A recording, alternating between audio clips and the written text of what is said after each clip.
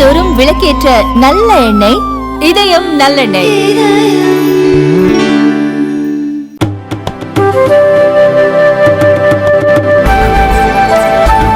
பத்திரிகை நண்பர்களுக்கு எங்களுடைய காலை வணக்கத்தை தெரிவித்துக் கொள்கின்றோம். முதல்ல ஒரு நல்ல மகிழ்ச்சியான செய்தி எங்களுடைய முன்னாள் மாநில தலைவர், தற்போது இணையமைச்சராக இருக்கக்கூடிய அண்ணன் டாக்டர் எல் முருகன் அவர்கள் மறுபடியும் ராஜ்யசபா உறுப்பினராக மத்திய பிரதேசத்திலிருந்து போட்டி போடுறாங்க. எங்களுடைய கட்சி அதிகாரப்பூர்வமாக இன்றைய அறிவித்திருக்கின்றோம். ஸோ பத்திரிகை நண்பர்கள் வாயிலாக நம்முடைய பாரதிய ஜனதா கட்சியினுடைய தொண்டர்கள், தலைவர்களுடைய சந்தோஷத்தை வெளிப்படுத்திக் கொள்கின்றோம். அவருடைய பணி சிறக்கட்டும். உறுப்பினராக மத்திய பிரதேஷ், தமிழகம் எல்லாத்துக்குமே அவருடைய வேலை இன்னும் மக்களுக்கு சென்று சேரட்டும். இன்னைக்கு நம்முடைய சட்டப்பேரவையில் 2 தீர்மானங்களை நம்முடைய திராவிட முன்னேற்ற கழகத்தினுடைய அரசு, முதலமைச்சர் திரு மு க ஸ்டாலின் அவர்கள் கொண்டு வந்திருக்கிறாங்க. இந்த 2 தீர்மானங்களை பற்றி கொஞ்சம் விலாவரியா பேச வேண்டிய கடமை எங்களுக்கு இருக்கு. ஏன்னா 2 முக்கியமான தீர்மானங்கள் தான். அந்த தீர்மானம் சரியா தவறா அப்படிங்கிறத பாரதிய ஜனதா கட்சியின் நிலைப்பாட்டை எங்களுடைய சட்டமன்ற குழு தலைவர் திரு நயினார் நாகேந்திரன் அவர்கள் தெரிவித்துவிட்டு வெளிநடப்பு செஞ்சிருக்கிறாங்க 4 சட்டப்பேரவை உறுப்பினர்கள் கூட. முதல் தீர்மானம் ஒரே நாடு ஒரே தேர்தல், இதற்கான தீர்மானம். இதை திராவிட முன்னேற்ற கழகம் எதிர்த்து இன்னைக்கு ஒரு தீர்மானம் கொண்டு வந்திருக்கிறாங்க. பாரதிய ஜனதா கட்சியின் நிலைப்பாடுகளை மிக தெளிவாக இருக்கின்றோம். ஒரே நாடு ஒரே தேர்தல் என்பது தேவை என்று சொல்வதை விட இது காலத்தினுடைய கட்டாயம். ஏன் காலத்தினுடைய கட்டாயம்னா, சுதந்திர இந்தியாவிற்கு நடைபெற்ற முதல் தேர்தல் 1952. 52 நடைபெற்ற முதல் தேர்தலில் அன்னைக்கு 543 எம்பிக்கள் இல்லைங்க, 400 சில்லற எம்பி தான் இருந்தாங்க, 469 பேர் இருந்தாங்க. 52 இரண்டாவது தேர்தல் அன்னைக்கு கொஞ்சம் அதிகப்படுத்தினாங்க. 62 மூன்றாவது தேர்தல் அன்னைக்கு அதிகப்படுத்தினாங்க, 494. படிப்படியாக அதை அதிகப்படுத்தி 1970 காலகட்டத்தில் 543, இன்னைக்கு இருக்கக்கூடிய நம்பர் 543 வந்தோம். ஏன்னா ஒரு 10 ஆண்டுகளுக்கு ஒரு முறை நடக்கக்கூடிய நம்முடைய சென்சஸ் மக்கள் தொகை அடிப்படையில் பாராளுமன்றம், சட்டமன்றத்தினுடைய உறுப்பினருடைய எண்ணிக்கையை 1976 வரை உயர்த்திக்கிட்டே வந்தோம். 76 பாராளுமன்றத்தில் இதற்கு ஒரு தற்காலிகமாக ஒரு ஃப்ரீஸ் கொண்டு வந்தாங்க. குறிப்பாக 543 இருக்கணும் அப்படிங்கிற கொண்டு வரப்பட்ட ஃப்ரீஸ். அது 2001 வரை 25 ஆண்டுகள் அந்த ஃப்ரீஸ் அப்படியே இருந்துச்சுங்க. 91வது அமெண்ட்மெண்ட் 2001 வாஜ்பேயி ஐயா மறுபடியும் 25 ஆண்டுகள் கொண்டு போனாங்க. இது 2026 வரைக்கும் இருக்கு. அதாவது மக்களவை உறுப்பினர்கள், மாநிலங்களவை உறுப்பினர்கள், சட்டப்பேரவை உறுப்பினர்கள் இது ஒரு பகுதிங்க. ஏன்னா 2 கிட்டத்தட்ட கலந்துருக்கிறதா, 2 தீர்மானமே ஒரு பகுதியில் ஒன்னா இருக்கு. அதே போல சுதந்திர இந்தியாவில் 1952 இந்தியா முழுவதும் ஒரே நேரத்தில் தேர்தல். 1957 இந்தியா முழுவதும் ஒரே நேரத்தில் தேர்தல். 1962 இந்தியா முழுவதும் ஒரே நேரத்தில் தேர்தல். 1967 இந்தியா முழுவதும் ஒரே நேரத்தில் தேர்தல்.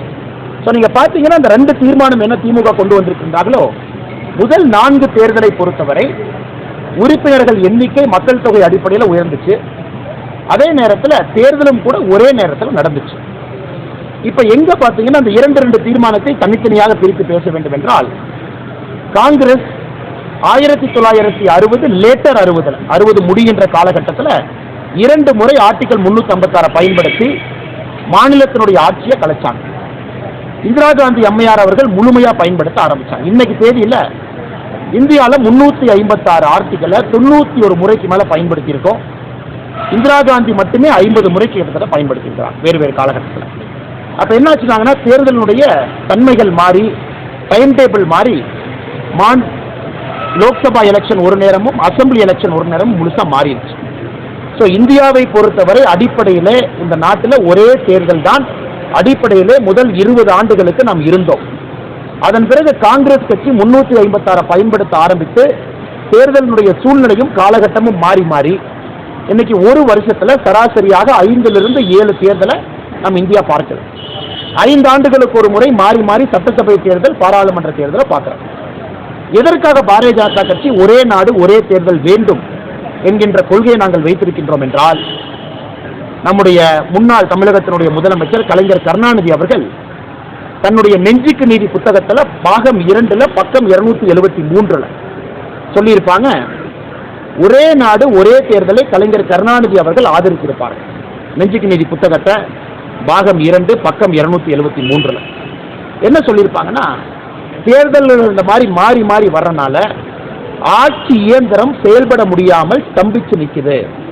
அதனால் ஒரே நாடு ஒரே தேர்தல் என்பது ஆட்சியாளர்களுக்கு ஆட்சி இயந்திரம் தொடர்ந்து வேலை செய்வதற்கு ஏதுவாக இருக்கும் என்று கலைஞர் கருணாநிதி அவர்கள் 1970 காலகட்டத்தில் எழுதியிருக்காங்க. இன்னைக்கு அவருடைய மகன் தமிழகத்தினுடைய முதலமைச்சராக இருக்கக்கூடிய மு.க. ஸ்டாலின் அவர்கள் தன்னுடைய தந்தையினுடைய புத்தகத்தை படிக்கலையான்னு எங்களுக்கு தெரியல. அதே நேரத்தில் திமுகவினுடைய ஒரு காலத்தினுடைய கொள்கை ஒரே நாடு ஒரே தேர்தலாக இருந்துச்சு, அதையே மாத்துறாங்கன்னு தெரியல. ஆனால் ஒரே நாடு ஒரே தேர்தல் என்பது காலத்தினுடைய கட்டாயம். நம்முடைய நாடு இப்ப இல்லைன்னா கூட ஃபியூச்சர்ல போய்த்தாங்கன்னு ஆகும். அது இன்னைக்கு 2024 தேர்தலில் வரப்போகுதா? இது நான் பாரதிய ஜனதா கட்சி மாநில தலைவராக சொல்வதை விட உங்களை போன்ற ஒரு சாதாரண மனிதனாக சொல்ல வேண்டும் என்றால் 2024 வருவதற்கான சாத்தியக்கூறுகள் குறைவு. ஏன்னா ராம்நாத் கோவிந்த் அவர்கள் ரிப்போர்ட்டை கொடுக்கணும். அந்த ரிப்போர்ட் இந்தியாவினுடைய எல்லா சட்டப்பேரவைக்கு போகணும். சட்டப்பேரவையில் 3/2 பங்கு ஆதரவு கேட்கணும். அதன் பிறகு பாராளுமன்றத்தில் கம்பைன்டு சிட்டிங் ஆஃப் லோக்சபா ராஜ்யசபாவில் பாஸ் ஆகும். இப்போ இருக்கக்கூடிய 40 நாள் அது நடக்குமான்னு கேட்டிங்கன்னா பிராக்டிக்கலி நடப்பதற்கான சாத்தியக்கூறுகள் பிராக்டிக்கலி இல்லை. அதனால் ஒரே நாடு ஒரே தேர்தல் கண்டிப்பாக நடக்கணும். அது எல்லோருடைய விருப்பமும். அது இதில் பாரதிய ஜனதா கட்சி 2024 பாராளுமன்ற தேர்தலுக்கு முன்பு சொல்றாங்களா தெரியல, பொறுத்திருந்து பார்க்கணும். ஆனால் இன்னைக்கு நம்முடைய நிலைப்பாடு நிச்சயமாக ராம்நாத் கோவிந்த் அவர்களுடைய அறிக்கை, முன்னாள் ஜனாதிபதி அறிக்கை வரணும். அதில் என்ன சொல்லியிருக்காங்கன்னு பார்க்கணும். அவங்க மக்கள்கிட்ட அரசியல் தலைவர்கள்ட்ட கருத்து கேட்குறாங்க. அதை பொறுத்து மக்களுக்கு தெரியும் அந்த கமிட்டி என்ன சொல்றாங்க, என்ன டேட்டை வைக்கிறாங்க, என்ன டைம் ஃப்ரேம் வைக்கிறாங்க. இப்போ இரண்டாவது தீர்மானத்தில் என்ன சொல்றாங்கன்னா, மக்கள் தொகை அடிப்படையில் பாராளுமன்ற உறுப்பினர்கள் மட்டும் இல்லைங்கன்னா சட்டப்பேரவை உறுப்பினர்களும் கூட, ஏன்னா ஒரே நேரத்தில் ரெண்டும் நடக்கணும். சட்டப்பேரவை உறுப்பினர்களை அதிகப்படுத்தணும், பாராளுமன்ற உறுப்பினர் அதிகப்படுத்தணும். 234 சட்டப்பேரவை உறுப்பினர்கள் அதிகமாகணும், 543 பாராளுமன்ற உறுப்பினர்கள் அதிகமாகணும். இது ஏன் அதிகமாகணும்? இது கண்டிப்பா அதிகமாகணும், அது எந்த மாற்று கருத்து இல்லைங்கன்னா. எப்படி அதிகமாகணும் அதற்கான மாற்று கருத்துக்கள் நம்ம எல்லோருக்கும் இருக்கு. ஏன் அதிகமாக வேண்டும் என்றால், இன்னைக்கு ஒரு எம்பி 20 லட்சம் பேர்த்த பார்க்க முடியாது. அந்த எம்பினால 20 லட்சம் பேர்த்துக்கு நியாயம் கொடுக்க முடியாது. அந்த எம்பினால 20 லட்சம் பேர்த்துக்கு சேவை பண்ண முடியாது. ஒரு எம்எல்ஏ தமிழகத்தில் சோழிங்கநல்லூர் போயிட்டீங்கன்னா 5.5 லட்சம் 6 லட்சம், ஹார்பரில் 1,85,000. இதெல்லாம் தமிழகத்தில் இருக்கக்கூடிய பெரிய தொகுதி சிறிய தொகுதி அடிப்படையில். ஸோ ஒரு எம்எல்ஏ இன்னைக்கு 1,85,000 1,90,000 சில தொகுதிகள் 2 லட்சம் இருக்கு. அங்கிருந்து 5.5 லட்சம் வரைக்கும் ஒரு எம்எல்ஏ கொடுக்குறோம். அவர்களால் பணி செய்ய முடியுமான்னு கேட்டீங்கன்னா அவங்களாலையும் முடியாது.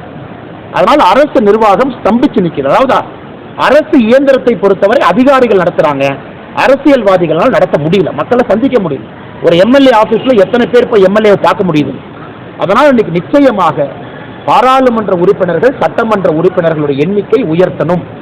இது 1976 543 ஃப்ரீஸ் பண்ணாங்க.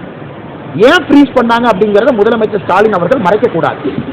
அசாம்ல பிரச்சனை ஆச்சு, ரெஃப்யூஜி அதிகமா வந்தாங்க, பங்களாதேஷ்ல இருந்து வந்தாங்க. அப்ப அசாம் அக்காடு கையெழுத்து போட்டாங்க.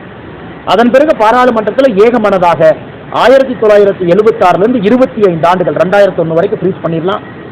2001 வாஜ்பேயியா மறுபடியும் 25 ஆண்டுகள் ஃப்ரீஸ் பண்ணாங்க, 91வது அமெண்ட்மெண்ட். இன்னைக்கு 2026 வரைக்கும் தான் ஃப்ரீஸ் இருக்குன்னா. ஸோ எப்படி இருந்தாலும் 2026க்கு பிறகு இந்த ஆண்டுக்கான சென்சஸ், இந்த டிகேட் 2021க்கான சென்சஸ் நடத்தி முடித்த சென்சஸ் நடத்த போற சென்சஸை வச்சு 33% இடஒதுக்கீடு கொடுக்கணும். அந்த 33% இடஒதுக்கீடும் சென்சஸ் அடிப்படையில், அதுக்கு சென்சஸ் வேணும், மக்கள் தொகை கணக்கெடுப்பு. 543 உயர்த்தணும், அதுக்கு சென்சஸ் வேணும். 234 சட்டப்பேரவை உறுப்பினர்கள் உயர்த்தணும், அதுக்கு சென்சஸ் வேணும். அதனால் ஏதோ முதலமைச்சர் அவர்கள் எடுத்தங்கவுத்தன்னு ஒரு 10 வரியில அதை எழுதி கொண்டு வந்து சட்டப்பேரவையில் கொடுத்து இதற்கு நீங்க ஆதரவு கொடுங்க, எதிர்ப்பு தெரியுதுன்னு கேட்பது என்னை பொறுத்தவரை அடிப்படையிலே ஒரு திங்கிங் இல்லாம, யோசனை இல்லாம கொண்டு வந்திருப்பதாக நான் பார்க்கிறேன். இதெல்லாமே இன்டர் கனெக்டட் தான். 33% இடஒதுக்கீடும் சட்டப்பேரவை உறுப்பினர்கள் எண்ணிக்கையும் பாராளுமன்றத்தினுடைய உறுப்பினர் எண்ணிக்கையும் ஒரே நேரத்தில் ஒன்னா தான் வரும். அப்படி ஒன்னா வந்தால் மட்டும்தான் 33% இடஒதுக்கீடு உங்களால அமல்படுத்த முடியும். அது இன்னைக்கு நம்ம தெளிவா சொல்லியிருக்கோம். 2026க்கு பிறகு நடக்க போகின்ற சென்சஸ் அடிப்படையில் 2024க்கு அடுத்து வரக்கூடிய எலெக்ஷன் அது 29 பார்லிமெண்டா இருக்கும், அதுக்கு முன்னாடி வர சட்டப்பேரவையா இருக்கும், அதற்கு 33% இடஒதுக்கீடு பாராளுமன்றத்தில் சொல்லியிருக்கோம் என்றால் நிச்சயமாக இது வரும். இப்ப இரண்டாவது கருத்து, பாரதிய ஜனதா கட்சி தமிழகத்தில் மக்கள் தொகை அடிப்படையில் மட்டும் இந்த உறுப்பினர்கள் எண்ணிக்கை அதிகரிப்பதை எப்படி பார்க்கறது? ஸோ பாரதிய ஜனதா கட்சி இதை தெளிவாக சொல்லிக் கொண்டிருக்கின்றோம். மக்கள் தொகை மட்டுமே ஒரு கணக்கீடாக இருக்கக்கூடாது என்பதிலே பாரதிய ஜனதா கட்சி தமிழகத்தினுடைய கருத்து தொடர்ந்து சொல்றேன். Population is not the only criteria. காரணம், இன்னைக்கு ஒரு மாநிலத்தினுடைய டோட்டல் ஃபர்டிலிட்டி ரேஷியோ TFR, அதாவது சராசரியாக ஒரு தாய்க்கு எத்தனை குழந்தை பிறக்கிறாங்க, இந்தியாவுடைய ரீப்ளேஸ்மெண்ட் ஃபர்டிலிட்டி லெவல் 2.1. இன்னைக்கு சில மாநிலங்கள் 3 இருக்கு, சில மாநிலங்கள் 1.7 இருக்கு, சில மாநிலங்கள் 2.1 மீட் பண்ணியிருக்கோம். தமிழகம் போன்ற மாநிலங்கள் பாப்புலேஷன் கண்ட்ரோல்ல 1.92 2.1 இருக்கு. அப்படி இருக்கும் பொழுது நம்முடைய பிரதமர் அவர்கள் மொடாலிட்டி பத்தி சொல்லல, பாரதிய ஜனதா கட்சி எப்படி இருக்கும் என்று சொல்லு. பாரதிய ஜனதா கட்சியை பொறுத்தவரை ஒரே நாடு ஒரே தேர்தல். பாரதிய ஜனதா கட்சியை பொறுத்தவரை உறுப்பினர்களுடைய எண்ணிக்கை அதிகப்படுத்தும். அதனால் யாருக்கும் பாதகம் இல்லாம, எந்த ஒரு மாநிலத்திற்கும் பிரச்சனை இல்லாம எல்லா மாநிலமும் சுமூகமா எடுத்துட்டு போகும். உதாரணத்திற்கு இன்னைக்கு இருக்கிறத டபுள் பண்ணலாமா? இன்னைக்கு தமிழகத்தில் 39 இருக்காங்க, இன்டூ 1.8 பண்ணலாமா? இல்ல யூபி இன்டூ 1.8 பண்ணலாமா? இன்னைக்கு இருக்கிறத அதே ப்ரொபோர்ஷனேட் ரேஷியோ அதிகப்படுத்தலாமா? ஒரு ஆப்ஷன். அல்லது வேறு ஒரு கிரைட்டீரியா கொண்டு வந்து அதிகப்படுத்தலாமா? அது ஒரு ஆப்ஷன். ஸோ எதுவுமே சொல்லாதப்ப பாரதிய ஜனதா கட்சி தமிழகத்தினுடைய நிலைப்பாடு மக்கள் தொகை மட்டுமே அடிப்படை ஆதாரம் இல்லை என்று நாங்கள் தொடர்ந்து சொல்லியும் கூட முதலமைச்சர் அவர்கள் யாரை குழப்புவதற்காக இன்னொரு தீர்மானத்தை கொண்டு வந்திருக்காங்க. அதனால் 2 தீர்மானத்தை ஆழமா பார்த்தீங்கன்னா, அதிகப்படுத்தணும், ஒரே நாடு ஒரே தேர்தல் கொண்டு வரணும். மொடாலிட்டிஸை பற்றி எங்களுக்கும் கருத்து இருக்கு, அது வருகின்ற பொழுது பார்த்து கொள்ளலாம். யாருக்கும் பிரச்சனை இல்லாம மோடி ஐயா கொண்டு வருவாங்க, அதுல எந்த மாற்று கருத்தும் இல்லை. நீலகிரி பாராளுமன்ற தொகுதியில் மத்திய அமைச்சர் வேல்முருகன் போட்டியிடுவார் என்ற அடிப்படையில் தீவிரமாக கடந்த சில மாதங்களாக ஒரு பணியாற்றி இந்த சூழலில் திடீரென அவருக்கு மாநிலங்களவை தேர்ந்தெடுத்தாங்க. ஆனால் முருகன் ஐயா அவர்களை நாங்கள் யாரும் நீலகிரியில் நீங்கள் போட்டிடுங்கன்னு சொல்லவே இல்லைங்க. முருகன் ஐயா அவர்களுக்கு நீலகிரி தொகுதியை நீங்கள் தயார்படுத்தி கொடுக்க வேண்டும் என்று சொல்லியிருந்தோம். அதே மாதிரி நீங்கள் பார்த்தீங்கன்னா ஒரு தொகுதி, இந்த தொகுதிக்கு நம்முடைய பொறுப்பாளர்கள் இருக்கிறாங்க, கோயம்புத்தூருக்கு இருக்கிறாங்க, பொள்ளாச்சிக்கு இருக்கிறாங்க. ஸோ அவருடைய தொகுதி நாங்கள் என்ன கட்சியிலிருந்து முருகன் அவர்களுக்கு ஐயாவை கொடுத்துருந்தோமோ அந்த பணியை செஞ்சு தொகுதியை தயார்படுத்தினாங்க. சுற்றுப்பயணம் போகணும், மக்களை சந்திக்கணும். மற்றபடி பாரதிய ஜனதா கட்சியை பொறுத்தவரை நீலகிரிக்கான வேட்பாளர் தயாராக இருக்கிறாங்க. எல்லா ஊர்களுக்கும் தயாராக வைத்திருக்கின்றோம். அவங்க அந்தந்த பொறுப்பை செய்யணும். முருகன் ஐயா அவங்க பொறுப்பை செஞ்சுட்டாங்க. இப்பவும் முருகன் ஐயா அவர்கள் தொடர்ந்து நீலகிரி பாராளுமன்றத்தில் சுற்றுப்பயணத்தில் இருப்பாங்க. ஏன்னா நீலகிரி பாராளுமன்றத்தினுடைய தயார்படுத்த வேண்டிய பொறுப்பு முருகன் ஐயாவுக்கு கொடுத்துருக்கோம். ஸோ தொடர்ந்து நீங்கள் நம்முடைய மத்திய அமைச்சர் முருகன் அவர்களை தமிழ்நாடு முழுவதும் பார்ப்பீங்க, நீலகிரியில் ஸ்பெஷலாக இன்னும் அதிகமாக பார்ப்பீங்க.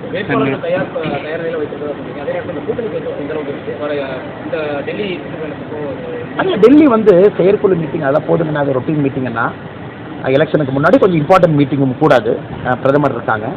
மற்றபடி கூட்டணி பேச்சுவார்த்தை எந்த நேரத்தில் அறிவிக்கணும், எப்படி நம்முடைய தன்மை இருக்கோ அதுக்கான தலைவர்கள் இருக்கிறாங்க, பார்லிமெண்ட்ரி போர்டு இருக்கு, சரியான நேரத்தில் அதை அறிவிக்கிறோம். நேற்று சண்டிகரில் நடந்த மீட்டிங்கில் நடந்த மீட்டிங் ராகுல் காந்தி காங்கிரஸ் கட்சி ஆட்சிக்கு வந்தால் மினிமம் எம்எஸ்பிக்கு லீகல் சப்போர்ட் கிடைக்குன்னு சொல்லியிருக்காரு. ஃபர்ஸ்ட் கையெழுத்து அதை தான் போடுவோம்னு சொல்லியிருக்கு. அதை எப்படி பார்க்குறீங்க? ஆனால் கொஞ்சம் நான் டீட்டெயிலாக பேசணும், தப்பாக நினச்சிக்காதீங்கண்ணே. ஏன்னா இது மக்களுக்கு உண்மையாலுமே தெரியணும். ஆனால் இன்னைக்கு சில விவசாய நண்பர்கள் நாங்கள் டெல்லியை நோக்கி போகிறோம், இது புதுசு இல்லை, விவசாய சட்டத்திற்கும் டெல்லியை நோக்கி வரணும்னு வந்தாங்க. அப்புறம் செங்கோட்டையில் போய் ஒரு கொடி ஏற்றினாங்க, அதெல்லாம் நம்ம பார்த்தோம். ஆனால் இன்னைக்கு பாரதிய ஜனதா கட்சி ஆட்சிக்கு வருவதற்கு முன்பு இந்தியாவிலே குறைந்தபட்ச ஆதரவு விலை என்பது 2 அல்லது 3 விவசாய பொருட்களுக்கு இருந்துச்சு. இன்னைக்கு நாம 22 பொருள் கொண்டு போயிருக்கோம். அதாவது 9 ஆண்டு கால ஆட்சியில் 22 பொருளுக்கு மேல குறைந்தபட்ச ஆதரவு விலை, அதுவும் MS சுவாமிநாதன் ஐயா அவர்கள் பரிந்துரையின்படி 50% காஸ்ட் பிரைஸ் பிளஸ் 50%, அதாவது 150% உற்பத்தி விலை, அதுதான் குறைந்தபட்ச ஆதரவு விலை. இன்னைக்கு விவசாய நண்பர்கள் என்ன கேட்குறாங்க, எல்லா பொருளுக்கும் குறைந்தபட்ச ஆதரவு விலை சொல்லுங்க, சட்டத்தில் போடுங்கன்னு கேட்குறாங்க. ஆனால் இன்னைக்கு இந்திய அரசினுடைய ஆனுவல் பட்ஜெட் 45 லட்சம் கோடி. இந்த நம்ம பிப்ரவரியில் போட்டுக்கிற பட்ஜெட் 45 லட்சம் கோடி. இப்ப குறைந்தபட்ச ஆதரவு விலையை நீங்கள் சட்டமாக கொண்டு வந்தால் அதற்கு மட்டும் 40 லட்சம் கோடி தேவைப்படும். ராகுல் காந்தி அவர்கள் படிக்கிறாரான்னு எனக்கு சந்தேகமே. ஆனால் 40 லட்சம் கோடி தேவைப்படும். 45 லட்சம் கோடி தான் உங்களுடைய வருஷத்துக்கான பட்ஜெட். குறைந்தபட்ச ஆதரவு விலை சட்டமாக கொண்டு வந்தீங்கன்னா 40 lakh crore. ஸோ இதே ராகுல் காந்தி அன்னைக்கு காங்கிரஸ் ஆட்சியில் இருந்த பொழுது விதர்பால, காலகண்டியில், வேற வேற பகுதியில் விவசாயிகள் தற்கொலை செய்து கொண்டிருந்த பொழுது எங்க போனாங்க? இன்னைக்கு விவசாயிகளுக்கு, விவசாய பெருமக்களுக்கு 6000 ரூபாய் கௌரவ நிதியிலிருந்து ஒரு திட்டமும் பார்த்து எனக்கு ஒரு ஹெக்டருக்கு உரவு யூரியா சப்சிடி மட்டுமே 8909 ரூபாய்.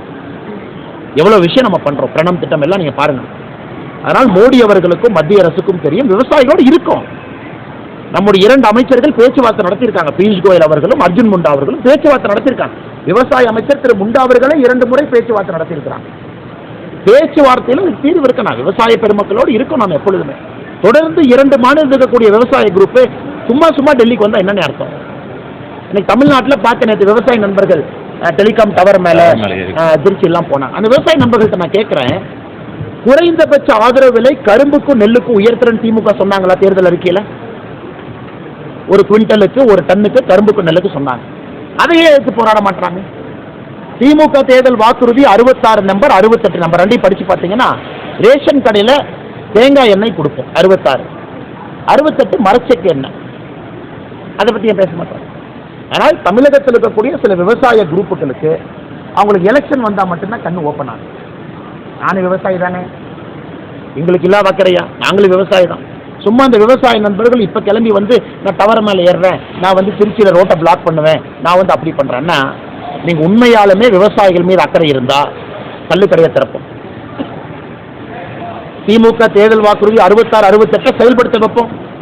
திமுக தன்னுடைய தேர்தல் வாக்குறுதி சொன்ன குறைந்தபட்ச ஆதரவு விலை கரும்புக்கும் நெல்லுக்கும் உயர்த்துவோம். அதை பற்றி பேச மாட்டீங்க. ஆனால் இவர்கள் ஹரியானா, டெல்லியில் நடக்கிற போராட்டத்துக்கு இங்கிருந்து ஆதரவு கொடுப்பேன்னு சொல்றது ஏற்றுக்கொள்ள முடியாது. அதனால் சகோதர சகோதரிகளுக்கு நம்முடைய நண்பர்கள் புரிந்து கொள்ள வேண்டும். 40 லட்சம் கோடி பட்ஜெட்ல இருக்கிற 45 லட்சம் கோடியில 40 லட்சம் கோடி விவசாய பெருமக்களுக்கு குறைந்தபட்ச ஆதரவு விலைக்கு சட்டமாக நீங்கள் இயற்றிவிட்டால் எப்படி இந்த நாடு வளர்ச்சி பாதையில போகும்? விவசாயிகளும் வேண்டும், விவசாயிகள் தான் ஃபர்ஸ்ட். தொழிற்சாலைகளும் வேண்டும், ரோடு வேண்டும், ஹாஸ்பிட்டல் வேணும், சுகாதாரம் எல்லாம் வேணும். அதனால் நாங்கள் அவர்களோடு இருக்கின்றோம். மார்க்கெட் இன்டர்வென்ஷன் பண்றோம் அப்படிங்கிறோம். எக்ஸ்போர்ட்டு, இம்போர்ட் டியூட்டி அதெல்லாம் சரி பண்ணி கொடுக்குறோம். சின்ன வெங்காயத்துக்கு வந்து ஏற்றுமதி தடை வேணுமா, இறக்குமதி பண்ணணுமா, எல்லாம் பண்றோம். உங்களுக்கு எந்த காலகட்டத்தில் ஒரு விவசாய பொருளுக்கு பிரச்சனை இருக்கோ அப்பப்போ மத்திய அரசு சால்வ் பண்ணி கொடுக்குறோம். அதே நேரத்தில் சட்டமாக இயற்றுவது என்பது இயலாது என்பதை விவசாய நண்பர்களுக்கு நம்முடைய அமைச்சர்கள் அவர்கள், அமைச்சர் பெருமக்கள் பொறுமையாக அமர்ந்து பேசுறாங்க. ஆனால் உள்ள பாலிடிக்ஸ் வந்து எப்படின்னு சம்பந்தமே இல்லாத ராகுல் காந்தி எங்கேயோ இருந்து ஜம்ப் அடிக்கிறார். 40 லட்சம் கோடிக்கு நான் கையெழுத்து போடுவேன். அண்ணே, ஆட்சிக்கு வராதவங்க என்ன வேணாலும் சொல்லானே, ஆட்சிக்கு வரப்போற நாம ஒரு வார்த்தை சொல்லும் பொழுது அளந்து பேசணும்லண்ணே. ராகுல் காந்தி அவர்கள் அடுத்த 60 நாளைக்கு என்ன வேணாலும் பேசுவார். ஆனால் ஆட்சியில் நாம் இருக்கோம், ஆட்சியில் நாம் இருக்க போறோம். அப்படி இருக்கும் பொழுது திமுக, காங்கிரஸ் மாதிரி பொய்யான வாக்குறுதி நம்ம கொடுக்க போறதில்லை. என்ன முடியுமோ அதை மட்டும்தான் சொல்லுவோம். அதை எப்படி செயல்படுத்துவோம் என்பதையும் சொல்லுவோம். இதை நம்முடைய தமிழகத்தில் இருக்கக்கூடிய பெருமக்கள் இதை உணர்ந்து கொள்ள வேண்டும். குறைந்தபட்ச ஆதரவு விலை சட்டமாக கொண்டு வந்தால் 40 லட்சம் கோடி தேவைப்படும். மத்திய அரசினுடைய பட்ஜெட்டை அப்ப வரி போடலாமானே? வரி போடுவோமா? 40 லட்சம் கோடி எப்படி வருது? வரியும் போடக்கூடாது, நமக்கு பிரச்சனை. வரியும் போடக்கூடாது, வர்ற வரியில பட்ஜெட்டை பேலன்ஸ் பண்ணணும். பிஸ்கல் டெபிசிட் 3.6 4 தாண்டக்கூடாது, அதுக்குள்ள வரியை போடணும். பணவீக்கம் அதிகமாகக்கூடாது, இன்ஃப்ளேஷனை கண்ட்ரோலில் வைக்கணும். எப்படிங்க என்ன முடியும்? ஆனால் விவசாய பெருமக்களும் பெருந்தன்மையாக, விவசாய பெருமக்களுக்கு எங்களுடைய வேண்டுகோள், 2 கரம் கூப்பி வேண்டுகோள், பெருந்தன்மையாக நீங்கள் நாட்டை பார்க்கணும். எல்லா மக்களும் நன்றாக இருக்க வேண்டும். திரும்ப நம்ம டிராக்டர் எடுத்துகிட்டு போகிறது, டெல்லியை சுற்றி அடைச்சி வைக்கிறது, டென்ட் போட்டு அங்கேயே தங்குறது, இது எத்தனை பேருக்கு தொந்தரவுன்னு? எத்தனை பேருக்கு தொந்தரவு? இவர் கேட்டாரு, இவர் கேட்டாங்க வரணும். கோவை குண்டுவெடி சம்பவம் நடந்த 26வது ஆமாங்க. நிலைமையில வந்து அந்த மாதிரி தீவிரவாத செயல்களில் ஈடுபட்ட கைதிகளை வந்து விடுவிக்கணும்னு சொல்லிட்டு திமுக உட்பட எதிர்க்கட்சிகள் எல்லாமே. ஆனால் பிப்ரவரி 14 1998 குண்டுவெடிப்பு கோயம்புத்தூரில் நீங்கள் யாரும் மறக்க மாட்டீங்கன்னா, தமிழ்நாடு ஃபுல்லாக பத்திரிகை நண்பர்கள் வேறு மாதிரி கேள்வி கேட்டாலும் கூட கோயம்புத்தூரை பொறுத்தவரை உங்களுக்கு தெரியும். ஏன்னா நீங்கள் அதை உணர்ந்தவங்க. இது வந்து லிவ்டு எக்ஸ்பீரியன்ஸ், லிவ்டு ரியாலிட்டியான. அன்னைக்கு வந்து 50 பேர் 68 பேர் இறந்தாங்க, 57 பேர் உடனடியாக இறந்துட்டாங்க, 250 பேர்த்துக்கு மேலே காயப்பட்டாங்க, பாதிக்கப்பட்டாங்க. அது வந்து 2009 திமுக ஆட்சியில் இருந்த பொழுது 9 பேர்த்த விடுதலை பண்ணாங்க. இன்னைக்கு 16 பேர்த்த விடுதலை செய்ய வேண்டும் என்று திமுக கங்கணம் கட்டி கொண்டு சுற்றுறாங்க. அதுவும் குறிப்பாக 2021 பிறகு ஒரு நீதியரசர் கமிஷனை போட்டு கமிஷன் சொல்லிட்டாங்க, அதனால விடுதலை பண்றோம். அண்ணா, அக்டோபர் 2023 சுப்ரீம் கோர்ட் சொன்னாங்க இவர்களுக்கு பெயில் கிடையாது, இது கிரேவஸ்ட் ஆஃப் கிரேவ் அஃபென்ஸ் சொன்னாங்க. அதன் பிறகு அந்த முக்கிய குற்றவாளி ஒருவர் பெயிலில் போய் மறுபடியும் பெயில் எக்ஸ்டென்ஷன்ல இருக்காங்க. அதனால் கோவை குண்டுவெடிப்பு வழக்கில் கன்விக்டட் கிரிமினல்ஸை எந்த காரணத்திற்கும் வெளியே விடக்கூடாது என்பது பாரதிய ஜனதா கட்சியினுடைய நிலைப்பாடு. இதில் எந்த மாற்று கருத்து இல்லை. ஏன்னா கோயம்புத்தூருக்கு வந்திருக்கக்கூடிய அபாயம், ஏன்னா 3 நாளைக்கு முன்னாடி தானே என்ஐஏ 5வது ரைடு பண்ணுறான். Arabic college, Madras Arabic college, Coimbatore Arabic காலேஜ்லாம் ரைடு பண்ணி இன்னொரு 4 பேர்த்த கைது பண்ணுறாங்க. சார்ஜ் ஷீட் 3 போட்டிருக்காங்க. தொடர்ந்து நடந்துக்கிட்டே இருக்கு. கோயம்புத்தூரை பொறுத்தவரை இன்னும் அபாயத்திலிருந்து தப்பிக்கல. ஆனால் சில அரசியல்வாதிகள் வாக்கு வங்கிக்காக என்ன வேணாலும் செய்யலான்னு செய்கிறாங்க. இதை நாங்கள் கடுமையாக எதிர்க்கின்றோம். இன்னைக்கு சாயந்தரம் ஆர்எஸ்புரத்தில் இதை பற்றி இன்னும் விலாவரியாக நாங்கள் பேச போகிறோம். எம்ஜிஆரை பார்ப்பது போல அமைச்சர் உதயநிதியை வந்து மக்கள் பார்க்கிறார்கள். எம்ஜிஆர் ஐயாவை போஸ்டரில் பார்க்குற மாதிரி இருக்கு. எம்ஜிஆர் ஐயா வந்து போஸ்டரில் பார்க்குற மாதிரி, எம்ஜிஆர் ஐயா வந்து புரட்சி தலைவர் ஐயாவை போஸ்டரில் பார்த்தா எப்படி இருக்கும் அது போல் பார்த்தா இருக்கு. ஆனால் இன்னைக்கு எப்படி ஆகி போச்சு, நான் இந்த கொத்தடிமைகளுடைய கூட்டம் ரொம்ப அதிகமாகி போச்சு. 80 வயசு ஆச்சு, 82 வயசு ஆச்சு. அரசியல் இருக்க வேண்டிய ஒரு மூத்த தலைவராக இருக்கக்கூடியவர்கள். ஒருத்தர் கோயம்புத்தூர்ல சொல்றாரு உற்சவர் மூலவர் பார்த்தீங்களா? அதாவது ஸ்டாலின் ஐயா வந்து மூலவர். இவர் வந்து உற்சவர்னு என்ன அர்த்தம்? ஸ்டாலின் ஐயா ரூம்ல போட்டு அடைச்சி வச்சுட்டு 2024 கழித்து விட்டுட்டு அடுத்து உதயநிதி வாழ்க நாமம் போட்டு அப்படியே கூட ஒட்டிக்கிட்டா நம்ம வளர்ந்துடலாம் அப்படின்னு ஒரு குரூப் கிளம்பியிருக்கு. அதனால இது எல்லாமே தமிழகத்தில் எப்படி இருக்குனாங்கன்னா, இந்த கொத்தடிமைகள் வந்து இன்னைக்கு ஜால்ரா கோஷ்டிகளாக மாறி இருக்கிறாங்க. எம்ஜிஆரை பார்த்தோம். ஆனால் எம்ஜிஆர் அவர்கள் தனித்தன்மை என்னன்னா, புரட்சி தலைவர் அவர் கீழிருந்து வந்து கடினமாக உழைச்சு சினிமா துறையில் கால் பதிச்சு ஒரு தனித்தன்மையாக விளங்கி மக்களுடைய அன்புக்கெல்லாம் கட்டுப்பட்டு அரசியலுக்கு வந்து இவங்க எம்ஜிஆரை பார்க்குற மாதிரி இருக்குன்னா எம்ஜிஆர் ஐயா அவர்களை எவ்வளவு கேவலமாக அவங்க பேசியிருப்பாங்க அரசியலுக்கு போய். அதன் பிறகு தனிப்பெரும் தலைவராக உருவாக்கி மக்களுடைய மனதை வென்றவர். இன்னைக்கு உதயநிதி ஸ்டாலின் அவர்களுடைய சாதனை என்ன?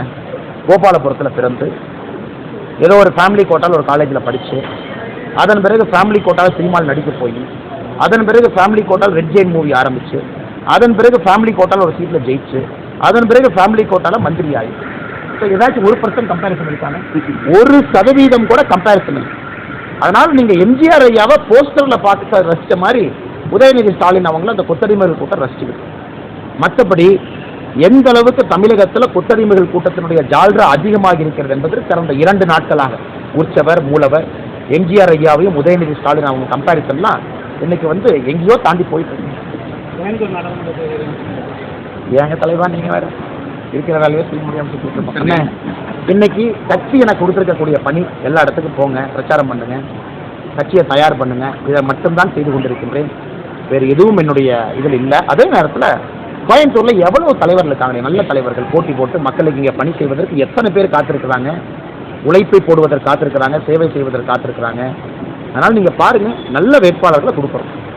மக்கள் நல்ல வேட்பாளர்களுக்கு ஆதரவு கொடுப்பாங்க, மோடி ஐயாவுக்கு ஆதரவு கொடுப்பாங்க. பின்னாலிருந்து வேலை செய்வதற்கு நான் எப்பொழுதும் தயாராக இருக்கிறேன், சேவகனாக இருக்கிறேன். அதுக்கப்புறம் கட்சியினுடைய முடிவு வீடியோ பதிவிட்டதற்காக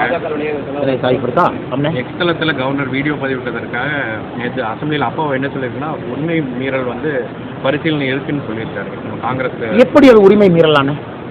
இவங்க ஆட்சிக்கு வருவதற்கு முன்பு இவர்கள் சொன்னார்கள் சட்டப்பேரவையினுடைய சபை நடவடிக்கையை லைவ் பண்ணுவோன்னு சொன்னாங்களா இல்லையா?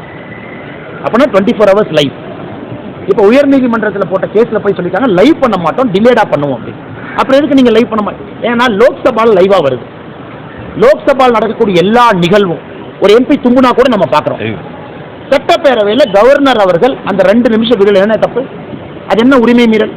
கவர்னர் என்ன நடந்திருக்குன்னு அவருடைய பாயிண்ட் ஆஃப் வியூவை கவர்னர் அவருடைய எக்ஸ் தளத்தில் போடுறத பாரதிய ஜனதா கட்சி மனப்பூர்வமாக ஆதரிக்கின்றோம், அதை ஏற்றுக்கொள்கின்றோம். அது என்ன உரிமை மீறல் பார்த்துடலாம். அப்போ லோக்சபாவில் மட்டும் ஒளிச்சொலிச்சு போடுறாங்களா? லோக்சபா ராஜ்யசபா 24/7 டிரான்ஸ்மிஷன் அவை நடக்கும் பொழுது வரும் பொழுது இங்கே தமிழகத்தினுடைய சட்டப்பேரவை ஏன் வரமாட்டேது? ஏன் திமுக காரங்க பேசுறது மட்டும் போடுறீங்க, எதிர்கட்சி பேசுறது போடுறதில்ல, பாரதிய ஜனதா கட்சி பேசுறது போடுறதில்ல? இதெல்லாம் சும்மா அப்பா அவர்கள் பண்ணுற ஸ்டண்ட்டுங்கண்ணா. இன்னைக்கு தமிழகத்தினுடைய கரெக்டாக சொல்லிடுறாங்க, இன்னைக்கு கொஞ்சம் மாற்றி சொல்லிட்டேன். தமிழகத்தினுடைய சபாநாயகர் இன்னைக்கு திராவிட முன்னேற்ற கழகத்தினுடைய கார்டு ஹோல்டிங் மெம்பரோட மோசமான உடன்பிறப்பா இருக்காங்க. அதனால தான் சட்டப்பேரவையில் இவ்வளவு பிரச்சனை வருது. அதனால் சபாநாயகர் அவர்கள் தன்னுடைய இருக்கையில் அமர்ந்து நடுநிலைமையாக இருந்தால் எந்த பிரச்சனையும் வராது. இதில் உரிமை மீறலுக்கெல்லாம் 1% கூட இல்லை, அவங்க சும்மா பேசிகிட்டு இருக்கலாம். ஆனால் நம்முடைய பிரதமருடைய வருகை பல்லடத்திற்கு நாங்கள் தேதி அறிவிக்கிறோம். ஒரு நாள் முன்னாடி பின்னாடி இருக்கும். ஏன்னா பிரதமருடைய வேற ஷெட்யூலும் அட்ஜஸ்ட் பண்ணுறாங்க. அதிகாரப்பூர்வமாக அறிவிப்பு வந்த பிறகு நாங்கள் சொல்கிறோம். நிறைய மாற்றுக் கட்சியினுடைய பெரிய தலைவர்கள் பாரதிய ஜனதா கட்சி இணைவதற்கு தயாராக இருக்காங்க. சில பேர் சென்னையில் இணைய போகிறாங்க. வருகின்ற காலத்தில் டெல்லியில் நீங்கள் பார்ப்பீங்க அதே மாதிரி இணைவாங்க. ஸோ பிரதமர் அவர்கள் வரும்பொழுது நிறைய இணைந்த தலைவர்கள் பிரதமரை பார்ப்பதற்கு வாய்ப்பு ஏற்படுத்தி கொடுக்கும்.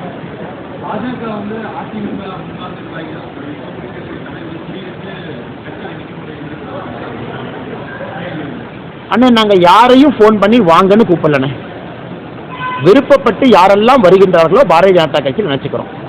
இவங்க என்ன சொல்றாங்க, பாரதிய ஜனதா கட்சி வளரல, யாருமே சேரலிங்கிறாங்க. இப்போ பாரதிய ஜனதா கட்சி வளருது சேர்றாங்க என்ன சொல்றாங்க, எங்க கட்சியிலும் தூக்குறீங்கிறாங்க. ஆனால் நாங்கள் எந்த கட்சிக்கும் எதிரில்லை. முதல்ல இருந்து நான் சொல்றேனே, பாரதிய ஜனதா கட்சி தனித்தன்மையோடு வளர வேண்டும் என்பது எங்களுடைய இலக்கு. ஒரு கட்சியை வீக்கன் பண்ணி ஒரு கட்சியை உடைச்சு நான் 2.5 வருஷமா சொல்லிட்டு இருக்கேன். அந்த வேலைக்கெல்லாம் பாரதிய ஜனதா கட்சி எப்பொழுதும் போகாது.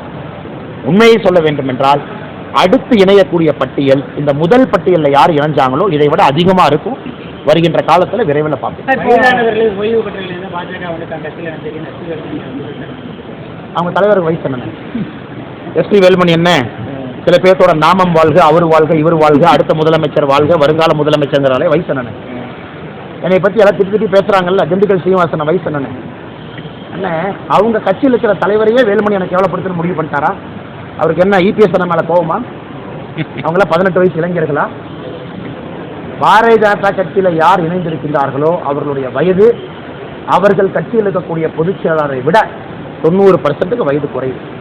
அதனால் அவர்கள் கட்சியில் இருக்கக்கூடிய தலைவர்களே இந்த அளவுக்கு அவங்க அசிங்கப்படுத்துறாங்கன்னா உள்ள எந்த அளவுக்கு அசிங்கப்படுத்தியிருப்பாங்கன்னு தான் அவங்க வந்திருக்காங்க. அதனால் ஒரு கண்ணாடி கூண்டுக்குள்ள உட்கார்ந்துக்கிட்டு கல்லெடுத்து வெளியே எறியக்கூடாது.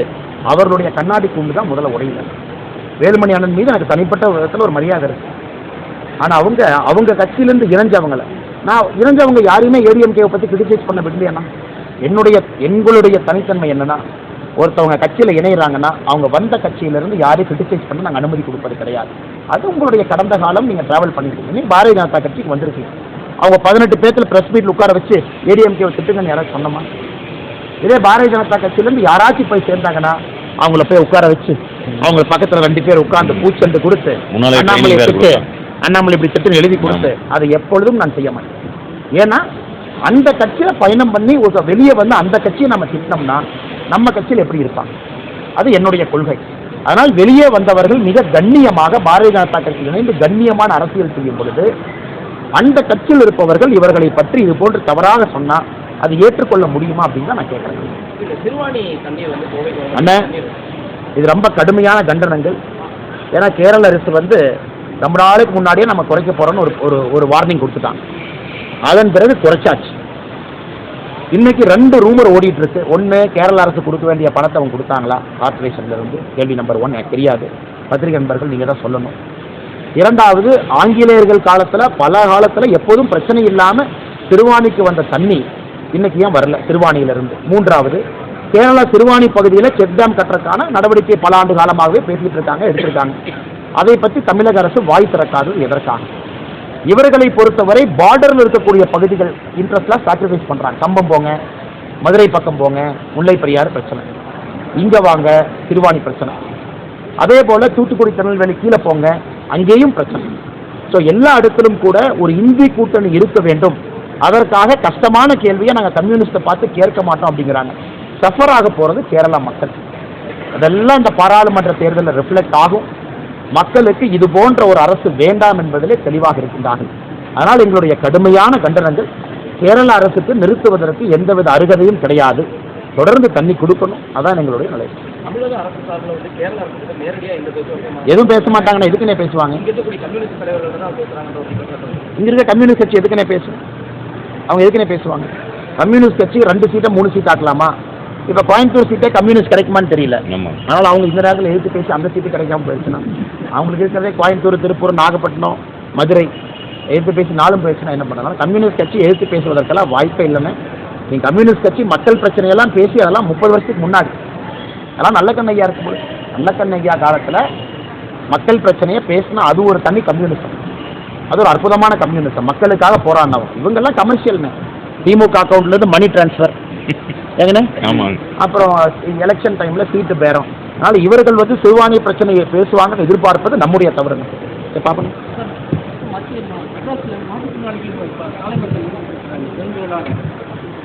எத்தனை கேள்வி கேட்குறீங்கண்ணே, எக்கனாமிக்ஸ், பாலிட்டிக்ஸ், ஜியாகிரபி. அண்ணே அண்ணே மாற்றுத்திறனாளிகளை பொறுத்தவரை இன்னைக்கு பாரதிய ஜனதா கட்சியில் ஒரு தனி பிரிவு ஆரம்பிப்பதற்காக ஆலோசனை இருக்கின்றோம். ஏன்னா நம்ம யாத்திரையில் போகும் பொழுது நிறைய பேர்த்தினுடைய கஷ்டத்தை பார்க்கும் பொழுது மாற்றுத்திறனாளிகளுடைய கஷ்டத்தை தான் அதிகமாக பார்க்கணும்.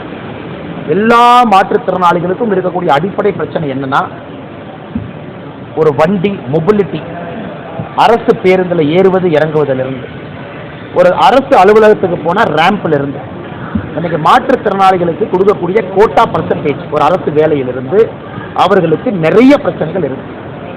அதனால் பாரதிய ஜனதா கட்சியை பொறுத்தவரை அவர்களுக்கு ஒரு தனி பிரிவு ஆரம்பிக்கக்கூடிய ஆலோசனை இருக்கும். இன்சென்சிட்டிவ், ஏன்னா டிஎம்கே கவர்மெண்ட் வந்து அவர்கள் சொல்லியிருக்கக்கூடிய வாக்குறுதியை நிறைவேற்றல. மாற்றுத்திறனாளி சகோதர சகோதரிகளுக்கு அவர்கள் எதுவும் செய்ய போவதில்லை. அதற்கு எங்களுடைய காலம் வந்தால் மட்டும்தான் மாற்றுத்திறனாளிகளை நாங்கள் தமிழகத்தினுடைய முதல் குடிமகனாக நாங்கள் அறிவிப்போம். மாற்றுத்திறனாளிகள் தமிழகத்தில் யார் இருக்காங்கன்னா, நம்ம பாரதிய ஜனதா கட்சி வந்துச்சுன்னா அவர்கள் தான் தமிழகத்தினுடைய முதல் குடிமகன். மிக சரியான. ஏன்னா எல்லா ஃபெசிலிட்டியும் ஃபர்ஸ்ட் அக்சஸ் அவங்களுக்கு, ரிசோர்ஸ் அவங்களுக்கு, பார்க்கிங்லேருந்து அவங்களுக்கு முதல்ல, பேருந்திலிருந்து முறையாக அதை பண்ணணும். ஏன்னா இந்த யாத்திரையில் கண்கூடாக பார்க்கின்றோம் அவங்க எவ்வளோ கஷ்டப்படுறாங்க. கடைசி கேள்வியாக முடிக்கலாம். இன்னைக்கு காதலர் தினம் தமிழகத்தில் வந்து நாடகக்கார நடிகரை பொறுத்தவரை ஒரு குற்றச்சாட்டு.